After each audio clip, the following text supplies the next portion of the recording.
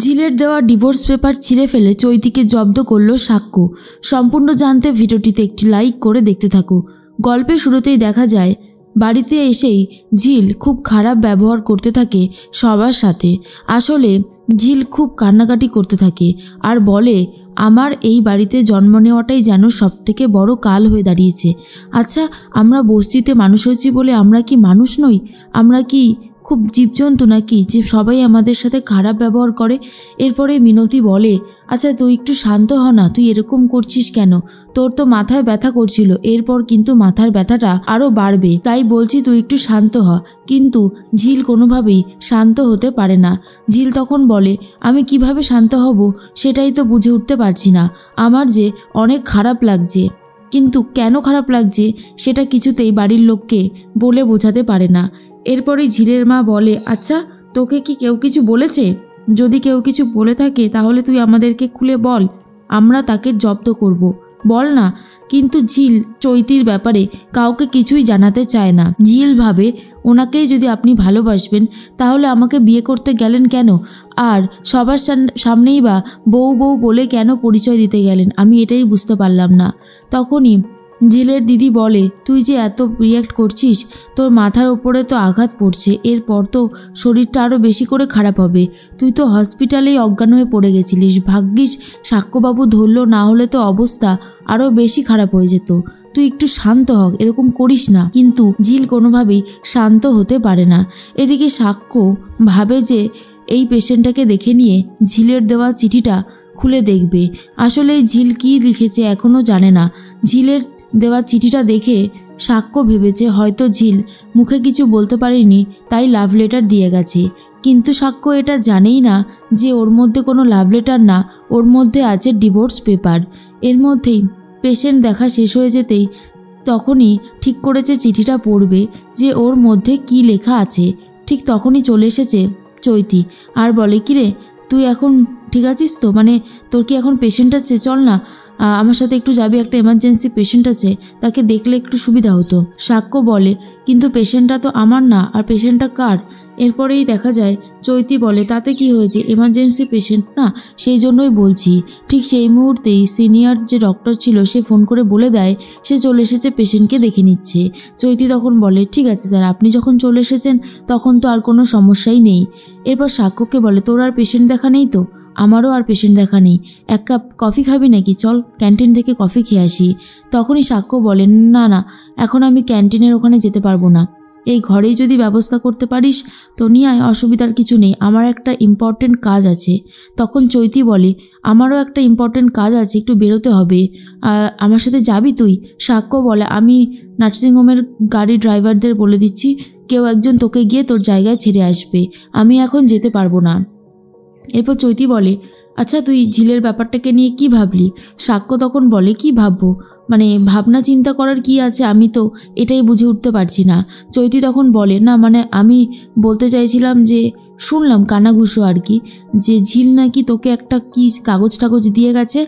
এরপরই সাক্ষ্য বলে, হ্যাঁ, ঝিল তো মুখে কিছু বলতে পারে না মনের কথা, তাই হয়তো চিঠিতে লিখে দিয়ে গেছে। কেন বলতো, তোর কি কোনো অসুবিধা হয়েছে নাকি? এরপরেই তখন চৈতি বলে, কি যে বলিস, আমার কেন অসুবিধা হতে যাবে? আমার কোনো অসুবিধাই হয়নি। আমি শুনলাম ওটা নাকি ডিভোর্স পেপার, তুই ঝিলকে ডিভোর্স দিচ্ছিলিস না বলে নাকি ঝিল নিজেই ডিভোর্সের ব্যবস্থা করে নিয়েছে। আর এটা শোনার পর সাক্ষ্য তখন বলে, কি বলছিসটা কি তুই? ঝিল আমাকে ডিভোর্স পেপার দিয়ে গেছে? চৈতি তখন বলে, তুই নিজেই না হয় খুলে দেখে নে ওর মধ্যে কি আছে, তাহলেই তো সমস্ত কনফিউশন একেবারে দূর হয়ে যাবে। সেটা করলেই ভালো হয় না? এর মধ্যেই চৈতি বলে, তুই একবার খুলে দেখ সাক্ষ্য। চৈতি মনে মনে ভাবে, এটা খুলে দেখলেই তোর ঝিলের প্রতি এত রাগ অভিমান হবে যে তুই নিজেও ডিভোর্স পেপারে সই করে দিবি। তোকে আমি খুব ভালোভাবেই চিনি। এরপরে ডিভোর্স পেপারটাই খুলেছে আর সেখানে দেখে সত্যি সেটা ডিভোর্স পেপার। সেখানে একটা চিঠি রয়েছে, সেখানে লেখা আছে যে তুমি আমাকে ডিভোর্স দিয়ে আমাকে মুক্তি দাও, এই যন্ত্রণা আমি আর বইতে পারছি না। তখন সেই সমস্ত জিনিস ছিঁড়ে ফেলে দেয় চৈতির সামনেই সাক্ষ্য। আর সাক্ষ্য তখন বলে, কিছুতেই না, ঝিল ডিভোর্স পেপার আনতে পারে না, ওর প্রতি আমার সেই ভরসা আর বিশ্বাস দুটোই আছে। তখনই সাক্ষ্যর কথা শুনে চৈতি বলে, তোর ওর প্রতি এত বিশ্বাস যে তুই এই চিঠিটা আগে থেকেই ছিঁড়ে ফেললি? চৈতি তখন এই কথাটা বললে সাক্ষ্য বলে, হ্যাঁ, ওর প্রতি আমার এতটাই বিশ্বাস আর ভরসা আছে, কারণ ওকে আমি খুব ভালোভাবে চিনি। ও এই চিঠিটা কিছুতেই পাঠাতে পারে না, কিছুতেই না। আমি সত্যিটা খুঁজে বার করব, কে এই কাজটা করেছে, কে ওর হাতে ডিভোর্স পেপারটা ধরিয়ে দিয়েছে। এর মধ্যেই চৈতি বলে, সাক্ষ্য তুই কিন্তু ভুল পথে হাঁটছিস। ভুল মানুষকে জীবনে জায়গা দিলে কিন্তু তোর সাথেও ভুল হবে, অন্তত এটা বুঝতে শেখ। কিন্তু সাক্ষ্য বলে, কোনো ভুল হবে না, যা হবে সেটা ঠিকই হবে। অন্যদিকে ঝিল বাড়িতে প্রচুর বাড়াবাড়ি করতে থাকে। এদিকে ঝিলের প্রচুর মাথা যন্ত্রণাও হতে শুরু করেছে। তখন মিলি বলে, দেখেছিস তো চিৎকার চেঁচামেচি করার কি ফল? তোর তো এখন শরীরটা খারাপ লাগছে, এবার কি করবি? কি করবি তুই এবারে? আমি এক কাজ করি, সাক্ষ্যবাবুকে না হয় ফোন করি, উনি না হয় একবার এসে চেক আপ করে দিক। কিন্তু ঝিল কিছুতেই ফোন করতে দেয় না। ঝিলের মা ফোন করতে গেলে ঝিল বলে, তুমি যদি ফোন করো তাহলে কিন্তু আমার মরা মুখ দেখবে। এইসব থ্রেট করায় কেউই আর ডাক্তারবাবুকে ফোন করতে পারে না।